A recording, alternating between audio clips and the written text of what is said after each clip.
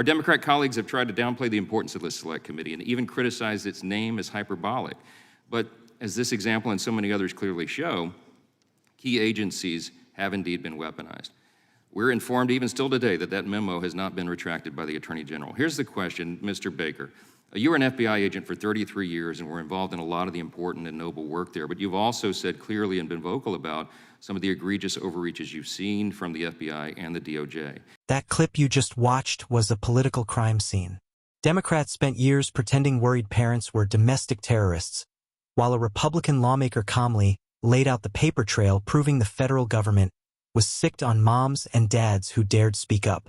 The hypocrisy was so loud it practically filed its own FOIA request.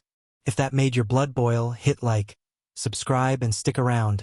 Let's watch the full clip before I give you the full breakdown. Mr. Chairman, a lot has been said here about the fear of threats, but what we're concerned about in the scope of this committee is the fear of threats to the American citizens. The reason we use the term weaponization is because it is appropriate. We have so many examples of that across so many federal agencies that were designed to serve and protect the American people and have been used in recent years against them, that it will take us probably 2 years to lay that out. But I just want to focus on one that's been mentioned this morning because the timeline is important, the school boards issue. On June 22nd, 2021, Loudoun County parent Scott Smith spoke out at his local school board meeting and he was arrested. On September 29th, citing Mr. Smith's arrest as an example, the National School Boards Association sent a letter to the Biden administration requesting federal law enforcement involvement in local school board disputes. Now, here's what's really important. We learned later that the White House helped the NSBA draft that letter to itself. On October 4th, Attorney General Merrick Garland issued the now infamous memo directing federal law enforcement to mobilize against the parents of school children who protest at their local school board meetings.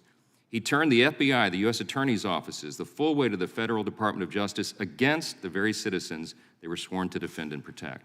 On October 12th, we learned that the Loudoun County parent Scott Smith's daughter was actually sexually assaulted at her school and that the school board covered it up, and that was the reason why that dad showed up to protest. 9 days later, October 21st, happened to be the day previously scheduled for Attorney General Merrick Garland himself to appear before our House Judiciary Committee. In that hearing, as my colleagues will remember, he was forced to acknowledge before our committee that the NSBA letter was the basis of his memo targeting concerned parents. But he refused to acknowledge the obvious chilling effect that memo, involving the full weight of the federal law enforcement apparatus, would have on parents' protected First Amendment speech. He also, by the way, refused to commit to a mandatory, under federal law, mandatory ethics review of his own family's financial ties to advancing critical race theory in schools and its relation to his school board memo and the obvious appearance of the conflict of interest therein. I encourage all interested citizens to watch the video of that hearing. It was pretty contentious. The very next day, on October 22nd, after much public outcry, the NSBA retracted and publicly apologized for its letter labeling concerned parents like Scott Smith as, quote, domestic terrorists. In the following weeks, over 20 different state school board associations severed their ties with the National School Boards Association. Our Democrat colleagues have tried to downplay the importance of this select committee and even criticized its name as hyperbolic. But as this example and so many others clearly show, key agencies have indeed been weaponized. We're informed even still today that that memo has not been retracted by the Attorney General. Here's the question, Mr. Baker. You were an FBI agent for 33 years and were involved in a lot of the important and noble work there, but you've also said clearly and been vocal about some of the egregious overreaches you've seen from the FBI and the DOJ. In recent years, you've described what has devolved into a culture of, quote, deceit and deception involving, quote, alarming FBI behavior, and you've written that those abuses threaten the liberties of those on the left as well as the right. Professor Turley just cited statistics here today that there are large numbers of Americans who now distrust the FBI. Our task here is to determine exactly how that's happened and how to correct that framework. Mr. Baker, here's the question.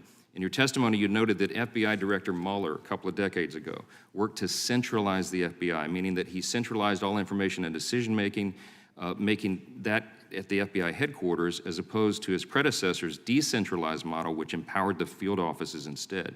Do you believe the elimination of all those layers of supervision, review, and independent judgment is a key reason for all this corruption we see today, and that it's something that must be reformed and reversed? Yes, in fact, I do. Hit that button for me, if you will. Yes, in fact, I do, Congressman. I don't use the term corruption. The term I think is more appropriate that your colleague Congresswoman Stefanik used, the rotten culture, the culture rot. And specifically as regards to centralization, there's no question about it. Traditionally in the FBI, field agent had an investigation. He had a field supervisor above him. Above him was the agent in charge of that office. Only then did the information and the decision-making go to FBI headquarters.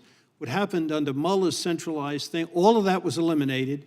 They ran these key investigations, the Hillary Clinton email investigation, and then the Trump collusion investigation, out of headquarters, eliminated all these layers of independent judgment, supervision, gone.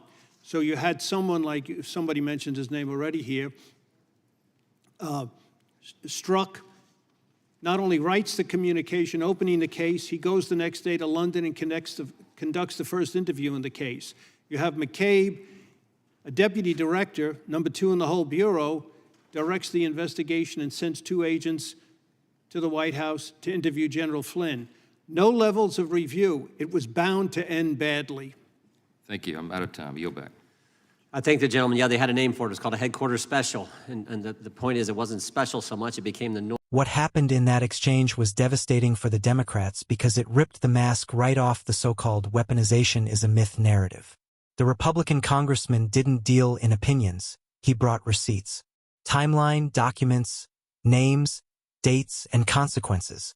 A father in Loudoun County is dragged out of a school board meeting. The White House helps the National School Boards Association write a letter to itself calling parents domestic terrorists. And then Merrick Garland unleashes the FBI and DOJ on moms and dads who dare speak up. That's not governance. That's intimidation. And then the truth hits like a hammer. That dad wasn't some extremist. His daughter had been sexually assaulted and the school covered it up. That was the crime. His threat was demanding answers. And what did the federal government do? They treated him like the villain. Democrats can't spin their way out of that. You don't get to lecture America about democracy while using federal law enforcement to scare parents into silence. Then the FBI whistleblower stepped in and made it even worse for them.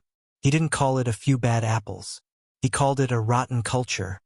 He explained how everything was centralized at headquarters, how independent judgment was wiped out, and how political operatives inside the Bureau were allowed to run wild with no oversight. Clinton, Trump, Flynn, all of it run out of D.C. by the same small circle, cutting out the safeguards that used to protect Americans. That's exactly what weaponization looks like. Not agents in the field doing honest work, but political appointees and headquarters insiders using the FBI like a club against anyone who steps out of line. Democrats helped create that system, defended it, and used it when it suited them. Now they're shocked that Americans don't trust the Bureau? Please. The Republican side was doing what Congress is supposed to do: expose abuse, protect citizens, and force accountability.